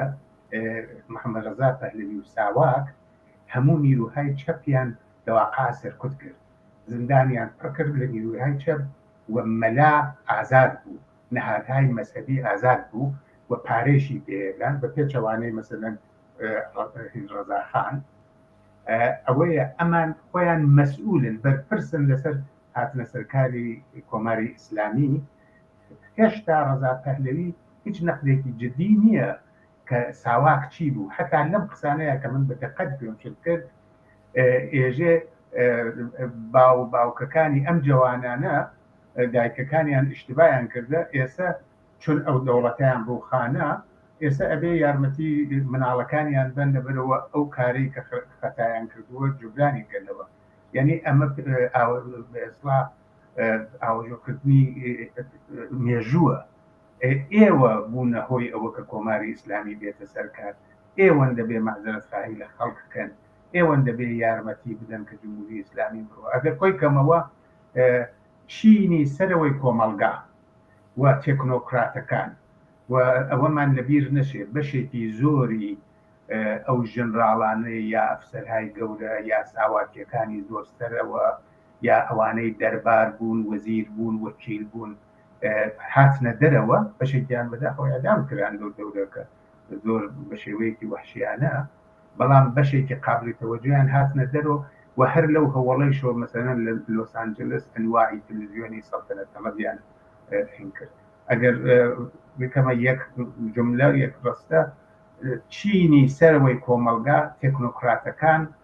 و ئەرتەش و مقاماتی نظامی و ئەمنیەتی بەڵام ئێستا لەبەرەوە کە هێشتا نەهاتوونەتە سەر دەسەڵات هەرێکیانە هەرچی زیاتر خەڵک کۆکەنەوە ئەوەیە بە پێی مەجلس بە پێی شوێن شتی جۆراوجۆر ئەڵێ مەرج نییە دوایی وای لێ بێت چون خومەینیش بە نەوعی هەرۆ قسانەیە کردی و من بێمەوە چمە کوندانیشم تەلەبەیەکەم هەمیشی زێژێ نەداوای کارەکەم نەداوای پۆستەکەم و زۆر شعاری بریقەدار باسیەکە باشە کاک محەممەد بۆچی هەندێک لە میدیاکانی زمانی فارسی ئاوا ڕێکلامێکی بەرفراوان و هات و هاوار بۆ ڕەزا پەهلەوییان خستۆتە گەڕ لە پێش ئاڕازانی ئەو میدیانە کامانن ئەو میدیانە هیچ کامێکیان بێلایەن نین سەربەخۆ نین مستەقل نین یا میدیایەکی حکوومەتیە وەکو هی ئینگلیز نیوە حکوومەتیە کە بە ئێسلا وەزارەتی ئوموری خارجە بەسەر BBC هینەکە سیاسەتەکانی هەیە BBC مەسەلەن لە 28 مردادا لە جەریانی کودەتا یەکێ لە عامڵانی کودەتا بوو ئەوە کە ێژێ بە ئێسلا میدیایەکی مستەقلم یا لە سەردەمی قیامە لە 1357 بە چڕی چووە پشت خۆمەینی و ئەوانە چون وەزارەتی ئوموری خارجە یا حکوومەتی ئینگلیز بەو نەتیجە گەیی کە ئەبێ ئەم دەست بەدەستە ببێت و شا بڕوا و ئەمان بێنە سەرکار ئەوەیە یەکێکیان حکوومەتین وەکو BBC وەکو دەنگی ئەمریکا بەشە فارسیەکەی بەشێکی شرکەتایەکن کە لە واقع ئەمە نوع سەرمایە گوزاریە ئەمە بۆیە ئەو خەرجە زۆرە ئەکەن وەکو مەسەلەن ئیران ئەنتەرناشناڵ یا مەسەلەن منوتۆ بە ملیۆن خەرجی تیاکەنوانە لەبەرەوە کارێک بکا بۆیان ئەوان لە ڕێی خوا بە ئێسلاح و کارە ناکەن بە خاتری چاوەبرۆی ڕەشی خەڵک نییە هاتێن ئەم هەموو پارە خەرجەکەن و 24 ساعتە کارەکەن بۆ ئەوە لە وەختی وا بتوانن ئەو مدلەی خۆیان هێنکەن جا منزورمەوەیە ناوەڕۆک و ماهیەتی ئەو میدیانە ئێژێ ئێمە باسی خەڵکەکەین باسی ئازادی ئەەکەین باسی ئەوانە و ڕەنگە دەیان و سەدان ڕۆژنامەوانی ئازادی خایتیا بێت کە حتمەنتیایەتی ئینسانی شەریفتیا بێت بەڵام وەکو نەهادەکە وەکو دەستگاکە یا لە وەکو هی ئەمریکا لە خزمەتی سیاسەتهای دەوڵەتی ئەمریکایە یا ئینگلیز بە نیوە و بە ئێسلاحین لە پشتیەتی مەسەن تا ماوەیە پێش لەوە BBC هەمیشە ئیسلاح تەڵەبانی دەوڵەتی لەوێ بوو هەمیشە چون دەوڵەتی ئینگلیس سیاسەتەکەی ئەوە بوو هیچ وەختێ مەسەلەن نیروهای چەپ نیروهای کۆمۆنیست نیروهای ڕادیکال هەتا جوانشتیشیان نهێنا تازە وردەوردە ڕەخنە لە خۆیانەژن مەسەلەن ئاوای لێ هاتە ئەوەیە ئەو میدیانە بەرژەوەندیان یەکێکە لەگەڵ ئەوەی ڕەزا پەهلەوی کە هەرێکێتی بیهێنێ مەسەلەن ئەو دەنگوانەی کە هەیە بۆ ئیران ئەنتەرناشناڵ مەسەلەن یا مەسەلەن ڕۆژنامەی کەیهانی لەندەن هەر خودی هی سەڵتەنەت تەڵەبەکانە منوتۆ هەرهی خودی سەڵتەنەت تەڵەبەکانە بخەر سەرمایه‌دارهای گەورەیان هەیە دێنە پشت ئەم پرۆژە واقعیەتەوەیە هەتا ئێستا هیچ وەختێ بۆ هیچ سیاسەتمەدارێ بۆ هیچ کەسایەتی ئەمانە نەهاتێن هەمویان بەیەکەوە 90 دقیقە 80 دقیقە 70 دقیقە بەرنامە بڵاوکەنەوە ئەمە یەک کەمپینێک لە پێشا ڕێ بخەن ئەوە فڵان کەس دێ قساکە دوای ئەوە ئەنواعی خەڵک بێرن لێکۆڵینەوە لەسەریکەن و لێکدانەوە لەسەریکەن یعنی هەرێکیان بێ بە ئیسلاح مهندسی سیاسی ئەفکاری عمومی بکەن بیرروڕای پێ بگۆڕن ئەگەر ئێوە تەوەجۆ فەرمونون لەم 5 هەفتەی ڕابردووە کەمترین شعار و درشم دەڕابتە لەگەڵ مەسلەی سەڵتەنەتا بووە بەڵام لە خیابانە زۆر ضعیفن لە میدیا زۆر قوی یعنی ئەمە کامەڵەن نیشانی ئەدا ئەوەی لە خیابان ئەگوزارێ ئەوەی لە ئەعترازاتی خەڵکا ئەگوزارێ یەک شتە بەڵام ئەوەی لە دنیای میدیای فارسیە ئەگوزارێ یەک شتی ترە یعنی هەرێکێتی بە ئیسلاح مسادرەی کا بە قازانجی خۆی ئەوەی کە ئیسلاحان ئەم ڕۆژانە پێژن مەوج سواری هەرێکیانە مەوج سواریکەن ئەو خەڵکە لەوێ کە چەپی تایە کۆمونیستی تایە فمینیستی تایە دموکراتی تایە جمهوری خای تایە هەموو ئەمانە بچێتە پەراوێز یەک گرایشی سیاسی کە وەزنێکی قرسیشیان نییە لێمە سەریوانە وەزنێکی قرسیشیان نییە ئەوانە لە میدیا ئاوە بەرجەستە بکرێتەوە بەڵێ کاک محەممەد پێشێکی پرسیارەکە بکەم ئێمە 25 دقەمان بەڵێ تقریبا 25 دقەمان کاتەیە کەمتر پێم خۆشە وەڵام بەو پرسیارانە بدرێتەوە تقریبا 4 پرسیارێکم ماوە وتم بە ئاگادارەکەم ئەوەی کە باست کرد لەم مانگەی زیاتر کە تێپەڕیوە هیچ دروشمێکی سەڵتەنەتی و مەسەلەمانە نەبیستەوە ئەوە دوای دێنەسەرەوە حتمما پرسیارێکم دەتێ بەڵام لە دۆشە و لەم دیدارەدا خۆتان دیتان هیچ پرسیارێکی شتمڕی جدی لە ڕەزا پەهلەوی نەکرا ئەم پامنەرانە کە لەم میدیانە کار دەکەن بەڕاستی توانای ئەویان نییە پرسیاری بنەڕەتی لە ڕەزا پەهلەوی بکەن یا پێتاوانیە ئەمانە هەموو شتێک پێشوەختە کۆنتترۆل کرابێت و ینی پێشوەختە هەموو کارێکی بۆ کرابێت واقعیەتەوەی پێشوەختە هەموو کارێک کراوە یعنی وان نییە ئەمانە خەبەرنگارێ پەیامنێرێ جۆرنالیستێ ڕۆژنامەوانێ بنێرن بووە بێ پێژێ هەر شتێک بە نەزەرەتگەیی بڵێ ئەوانیشە لە خەرە سیستمێکیان هەیە خودی سەردەبیر و خودی مدیریەتی ئەو ئۆرگانە خەبەریە ئەو نەهادە خەبەریە دانیشێ ئەو پرسیارە ئەسلیانە دیارریە کاچنەوە شتێکی گرنگە وانە لە خیابانە کە دەسی ئاوەڵا بێ خەبەرنگارێک چێ شتێک پرسیەوەوانە ئەوەیە ئەگەرێوە دقەتان فەرموو بێت تەنها یەک سوالی تیا بوو لە هەموو پرسیارەکانە وتی لە رابطە لەگەڵم حکوومەتە خارجیانە مشکلێک هەیە چۆنە وەکو 28 مردادی لێنێتەوە 28 مرداد بۆ کەسانەی کە جوان و ڕەنگە تاریخی ئەو دەوریان نەخوێندوێتەوەوانە یعنی کودەتای 28 مرداد بوو کە بە کۆمەکی چەپی ئەسنادێکە ئێستا ئەلەنی بڵاو بووەوە ئەمریکا و ئینگلیس هاتنە پشت کودەتاکە بۆ شایان گەڕانەوە و دەورانی مستەدەقا ئەسەن پی تووڕە بوو جواوەکەی ئەسان گۆڕا تۆنی دەنگی گۆڕاوەوانە یعنی یەک پرسیاری تیا بوو بە جۆرێک مەسەندیانی پرسی لە سوورەتێکاگەرەوانە ئەو خەبەرنگارانە باشە من هەرکم نییە لەسەر خەبەرنگارەکە قسە بکەم هەرکمە لەسەر ئەو نەهادە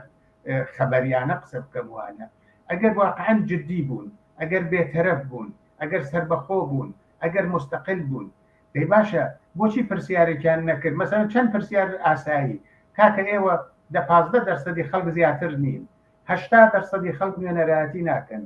چۆن لەلایەن بۆ 80%ەکەی تر ئەچی حکوومەتی کاتی دروستەکەی ئەوانەی لەگەڵ بیان دروستەکەی کێن تۆ بۆچی تەنها بەهۆیەوە کوڕی شایت لەو خانەوادە دیا هاتیت تۆ بۆ چه قانونێک پێ دەڵێ حکوومەتێکە سەرنگون بووە کوڕەکەی بێتەوە تصور فرمون الآن مثلا خامنئي جمهوری اسلامی بڕوە خامنەی سەرنگون بێ دوای ماوەی 30-40 ساڵ مشتبا بێتە بەرەوە بێژێ وڵا من هەمەکارم ئەخە کاکە خۆ تۆ باو کرد تەواوی جەنایەتی و دنیای کرد لە ئێران تۆ بۆچی بەرتەریت هەیە تەنها بەسەر پێوە کە تۆ کوڕی خامنەی ئەمیشە دقیقەن هەر عینی ئەوەیە ئەمن پێم وایە ئەو نەهادانە نەهادی خەبەری مستەقل نین ئەو نەهادانە ئاجندەیەکیان هەیە بەرنامەیەکیان هەیە و هەرێکیانە ئەمانە بێرنە پێشێ ئەگەر تماشای میوانەکانیان کەی ئەگەر تماشای کاتێکە ئەیکەی بە خەڵک ئەیەنوانە یا ئیسلاح تەڵەبی دەوڵەتین یا سەڵتەنەت تەڵەبن یا بە نەوعێک حمایەتی زۆر جدی لە جمهوری ئیسلامیەکەن مثلەن BBC دائیمە مەهاجرانی و عەلی عەلیزادە لەوێ بوو مەهاجرانی ئێسەیش هەموو ڕۆژێک ئەوەی کە پیسە لە دژی خەڵک باسیەکاوەوانە ئەوانی تریش بە هەر سوورە تەفاوەتایەکەیە لە بینی مثلەن ئیران ئینتەرناشنال یا BBC یا سەدای ئەمریکا وەلێ ئەساسەن نەهادەکەیە کە هەرەکی نەبووە ئەو پرسیارە جدی جەدەڵیانە مەترحکە یەک پرسیاری زۆر سادە ئایا دیارە تۆ مەسئول نەبووی تۆ مناڵ بووی ئەو دەورە بەڵام هیچ نەقدێکت هەیە لە جەنایەتی ساواک هیچ نەقدێکت هەیە هەموو چەپ و چکولاری خستە زندان و مەلاکانی بەردا هیچ نەقدێکت هەیە لەسەر ئەوە کە بۆچی جمهوری ئیسلامی هاتە سەرکار وە بەشی ئێوە چی بوو لەمە یا ئێستا پێت وایە ئەوە کودەتا بوو یا پێت وایە ئەوە تەوتەئە بوو یا پێت وا بوو ئەوەی نابێ بڕوە یعنی یەک پرسیاری ئاسایی نەیان کرد و نایکەن و هیچ جارێکیش حتا کات ئەمیر ماوەیە پێش لەوە هەر ماوەیە پێش لەوە وتی من هیچ ئۆپۆزیسیۆنێکم قبول نییە ئۆپۆزیسیۆن خەڵکن لە خیابان هەر مانگە حدود مانگە دوومان پێش لەوە ئاخریندا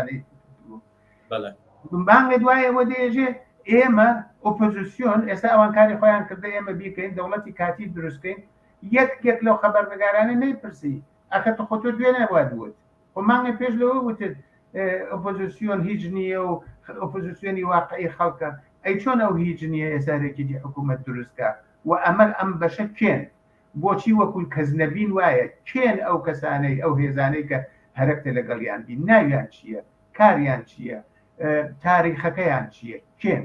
یا مەسەلەن باسی ئەوەکە بەشێک لە ئەرتەش بێت ئەوە تەوەهمێکە کاک ئەمیر ئەو ئەرتەشە لە هەموو ئەو جەنایەتانەی جمهوری ئیسلامیە کە ئەو ماوە کردێتی بەشدارە ئەو ئەرتەشە ئەوە بوو کە مەسەلەن بەنی سەدر پێوت بەنی کەوشەکانتان مەکەنەوە هەتا کنێ بە قەولی خۆی ضد انقلاب لە کوردستانە کەن و ئەو هەموو جەنایەتیان کرد کاک محەممەد حیزبەکان حیزبە چەپەکان یا بڵێن سەر چەپەکان کۆمونیستەکان کۆماری خوازەکان حیزبەکانی کوردستان و هێچەت لە ئێراندا زۆر چالاکن خۆتان ئاگادارن بۆچی لەم جۆرە کۆبوونەوەیەدا ئەسەن پرسیارێک لە بەشێکی زۆری کۆمەلگاوە نابینن ئەوان بەڕاستی هەرەکەنە ئەوەم عەرز کردی کارێکی وەکو مهندسیەکی سیاسی ئەفکاری عمومیە هەرەکیانە ئەو پرۆژۆکتۆرە ئەو نورە بخەنە سەر کەسانێک کە لە کۆمەلگاکە ئەو هێزە نین ئەگەرێوە تەوەجە فەرمون مەسەلەن لە سیستان و بلوچستان لە ئازەربایجان لە کوردستان ئەمانە کەمترین نفوزیان هەیە ئەسن ناوێک نییە لیانوان هیچ شعارێک نابنووسرێ لە مەناطقێکی مشخصی ئێرانایە و ئەو شعارانش حتا بە پێی دەرسەد شعارهایەکی زۆر کەمن بەڵام ئەو کەسانەی کە ئەو شعارانەی تر ئەدەن چ جمهور مەسەلەن ئەو شعاری نە خومەینیمانە بێ نە مەلامانە بێ و نە شامانە بێ مردن بۆ هەردووکیان ئەمە شعاری بەشێکە بۆچی لەو کۆبوونەوانە دەنگ نهاتەوە بۆچی باسی ئەوە ناکەن کە ئەمە چه وەزعیەتێکە خۆ غەیرەز ئێمە بەشێکی زۆری جمهوریخوا هەن ئەحزابێکی جمهوری ئەحزابێکی سکولار هەن ئەحزابێکی سوسیالیستی هەن ئەحزابێکی کۆمونیستی هەن ئەحزابێکی هەن لە مەناطقی ئەتنیکەکانە و کوردستان و ئەوانە کارەکەن بۆچی دیار نیە بۆ حتا ناویان نابێ یعنی ئەو کەسەی کە کارەکە ئاکات ئەو کەسەی کە کردوویەتی دیار نییە ئەو کەسەی کە نەقشێکی وای نەبووە تەنها بێت ئەم جۆرە کارانە ئاکات لە بەرچاوە کاک محەممەد خۆشتان باستان کرد باسیەوەتان کرد کە لەم چەند حوتوی کە تێپەڕاوە لە خۆپیشاندان و ناڕزایەتی لە ئێران کەمترین دروشم بیستراوە سەبارەت بە بەرژەوەندی گەڕانەوەی دەسەڵاتی پاشایەتی لە شقامەکانی ئێراندا. سەنگ ڕاستەقینەی لایەنگرانی دەسەڵاتی پاشایەتی چەندەیە؟ خۆتان ئاگادارن بە پێی راپرسێکی دەستگای گومان لەژێر بەرپرسیارەتی کاک مالکی ما خۆتان ئاگادارن ئەگەر دەکرێت ڕوونکردنەوەی لەسەرەوە ئەوەی کە خۆتان دەزانن کە لە ئێرانە چون ئازادی نییە ناتوانانی هەمە پرسی بکەیت ناتوانانی دقیق بزانی مەسەلەن لە کوردستانە کۆمەڵە چەند دەرسەدی هەیە حزبی دموکرات چەند دەرسەدی هەیە پژات و لایەنەکانی تر چەند دەرسەدیان هەیە چونەوە ئازادیە نییە چونەوە ئیمکاناتە نییە ناتوانیت ئەو کارە بکەیت وانە بەڵام ئەوەی کە لە دوورۆ کراوە چە ئەو نەزەرسەنجیە بە ئێسلاح جەهانیانە چه ئەوەی کە لە ئێرانیە بە تایبەت ئەوەی کە لە هۆلەندە بە ئێسلاح نەزەرسەنجی گەمان کە دکتۆر ئەماری مەلەکی کە ئەو کارەکات ئەوە وتێتی ئەوانەی کە داوای سەڵتەنەتی مطلقاکەن 3% جامعەن 3%. بەڵام ئەوەی کە بە ئێسلاح وەکو مەشروتەی سەڵتەنەتی هێریەکەن 19%. یعنی ئەگەر حد بیشیان خەینە سەر یەکتری دەبێتە 22%. یعنی 78% لەگەڵیان نییە. یعنی ئەکسەریەتی قەریبە ئیتفاق لەگەڵیان نییە. ئەگەر 50% دای بنین 51% دای بنین ئەکسەریەت 51 تا 78. بەڵام ئەمان هەرێکیانە ئەمە چۆن قەرەبوو بکەنەوە بەم کاری میدیاییە بەم بە ئێسلاح پەیام لەگەڵ ئەو بۆ ئەم ژەنراڵ و بۆ ئەو وەزیر و بۆ ئەو وەکیل و ئەوانە و لە ناو دەوڵەتە خارجیەکانە تەلاشەکەن بەڵکو ئەی لە جەیەک لە ئەمریکایەک لە ئوروپایەک لە پارلەمانێک لەگەڵ سەناتۆرێکا بێن بڕێک ئەکس و شت بڵاوکەنەوە بڕێک کارکەن و خۆیان وەکو بەدیل و جێنشینی ئەوان ناو ببن. واقعیت ئەوەیە ئەوانە ئەقەلیەتی جامعەکەن قابلی حەزم نین ئەمە واقعیەتێکە هەن ئەویش دلیلەکەی ئەوەیە 50 ساڵ لە حکوومەتا بوون 50 ساڵ لە حکوومەتا بوون ئەینا زۆر کەس لە باسی ئەم ڕەزا پەهلەویاکە ئەم تەجروبەی هەتا ئیدارەی یەک شرکەتی معمولیشی نەبووە یعنی یەک مەدرسەیشی ئیدارە نەکردووە ئیدارەکردنی یەک وڵات کارێکی زۆر عەزیمە ئەو تەجروبەی نییە بەڵام بە پێی ئەوە تەنها کوڕی شایە ئەوە هێنەکەن یعنی وەزنە ئیجتیماعیەکەیان بە پێی ئامار و ئەرقام ئەوە نییە و بە پێی شعارهایەکە دراوە ئەوە نییە تماشای شعارەکان کەیت مەسەلەن شعاری ژن ژیان ئازادی یا مەسەلەن مەرگ بەر جمهوری ئیسلامی ئێوە تماشاکەن بە نسبەتی ئەوەی مەسەلەن لە هێنەکانی پێشوا ڕەزا شاڕۆحەت شاد یا مەسەلەن شتایەکی ئاوە نە ئەوە نەبن واقعیەتەیە هەن دەبێ حسابێکیان بۆ بکرێ بەڵام ئەوە نین کە لە ڕەحبەریە بن ئەوە نین کە ئەو ئیدعاکەن ئەوە نین کە ئەوان ئەتوانن دەوڵەت دروستکەن ئەوە نین کە ئەوان ئەتوانن خەڵکانی تر و حیزبانی تر و هێزەکانی تر پەراوێز بکەن ئیتفاقاً ئەوە خەتەرناکە هەر ئەوەی کە پێشتر ئەو ئیستبدادەی دەورەی شا بوو ئیسلاح ئەم هەرێکێکی بە جۆرێکی تر ئەوەکە نەزەری ئەکسەریەتەکە لابە ئەقەلیەتێکی چکۆلانە بێت تەسمیم بگرێ بۆ ئەکسەریەتەکە دەجا ئەو ئەرتەشی بوو ساواکی بوو ئەیتوانی ئەو کارەکە ئەم کە هێشتا هیچی نییە هێشتا هیچی نییە هەرێکێتی ئەکسەریەتەکە لابە دەنگی ئەکسەریەتەکە خەفەکە معلومە سبحابچێتە سەرکار چ ئێمە لەگەڵ کارە ساتێکا ڕوبەڕوە بێت.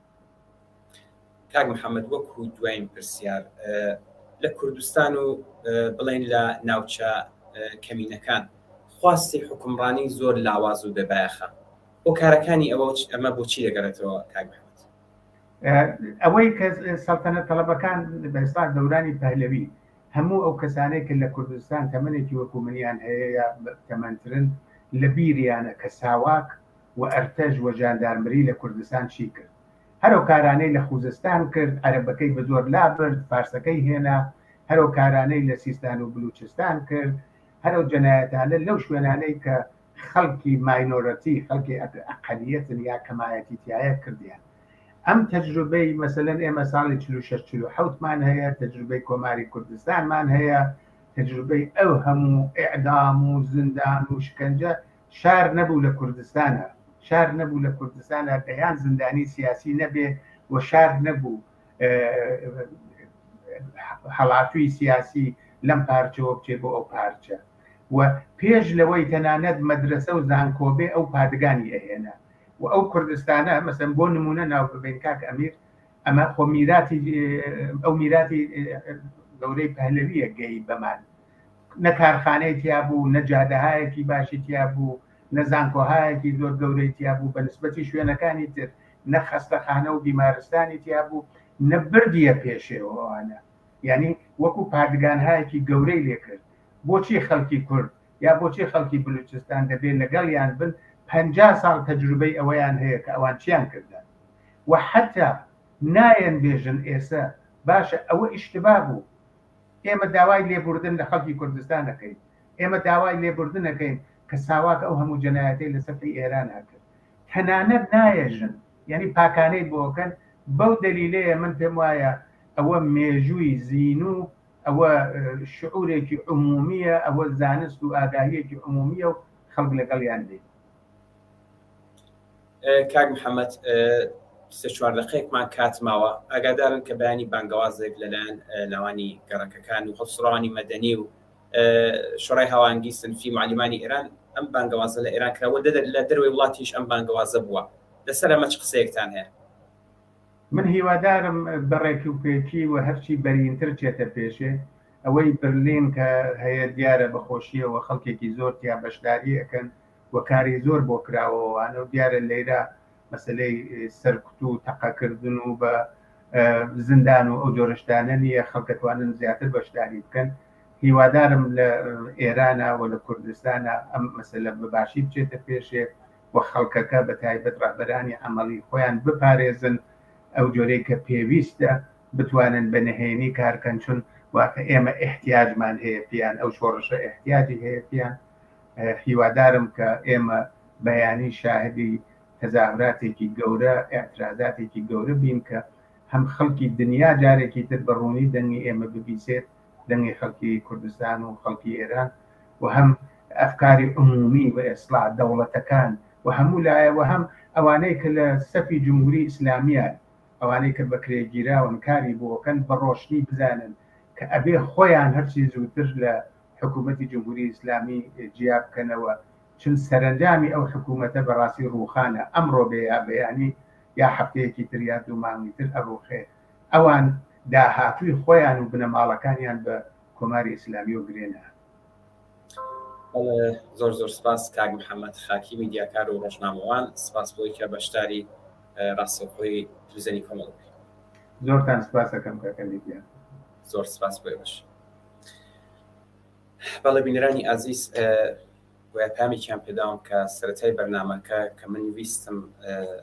لە ئۆتاق فەرمانەوە ئاگاداریان کردینەوە بەداخەوە ڕۆژی چوارشەممە 27 خەزەڵوەری هاوڕێ ئازیز و خۆشەویست کاک عەبدوڵڵا مقتەدەمنیە ناسراو بە خاڵۆ ئەدێ برای هاوڕێی گیان بەختکردووی کۆمەڵە خەلیل مقەدەمنیا کۆچی دوایی کردووە ئێمە جارێکی تر سەرخۆشی خۆمان هەر بەدڵ لە بنەماڵەی ئەم ئازیزە دەکەین لە تلڤیزیۆنی کۆمەڵەوە یادی ئازیزی بەرز و بەڕێز بێت بەڵێ ئازیزان گەشتینە کۆتایی ڕاستەوخۆی ئەم شەومان بۆ ئەوەی کە پرسیارێکتان بێت یا پێشنیارێکتان بێت وێنە و ڤیدیۆکان هەواڵەکان ڕاپۆرتەکان بنێرن بەم ژمارە تەلەفۆنی کە لەسەر شاشەی تەلەڤیزیۆنەکەتانە بە تەلەگرام بۆمانی بنێرن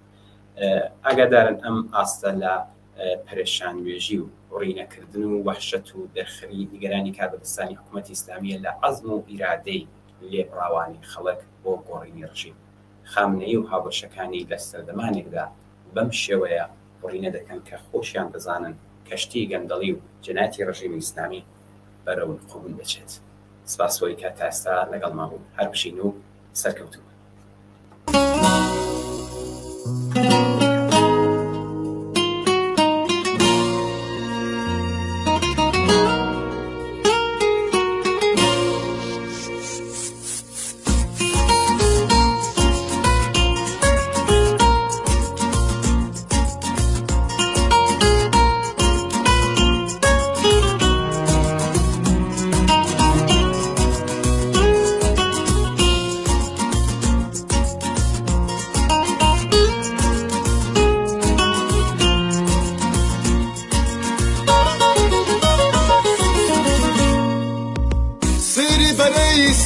یەکەن